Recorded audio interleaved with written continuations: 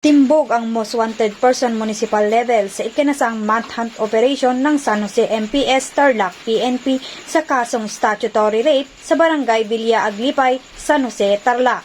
Ayon sa ulat ng Tarlac PNP, naaresto ang akusado na si alias Ruel sa ikinasang manhunt operation na pinagsanib puwersa ng mga operatiba ng San Jose PNP at PIDMO Tarlac PPO na nagresulta ng agarang pagkakaaresto ng nasabing akusado.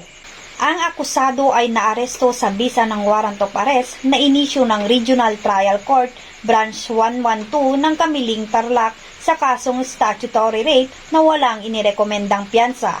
Ang akusado ay kasalukuyang nasa kustodiya ng San Jose Municipal Police Station para sa wastong dokumentasyon at tamang disposisyon.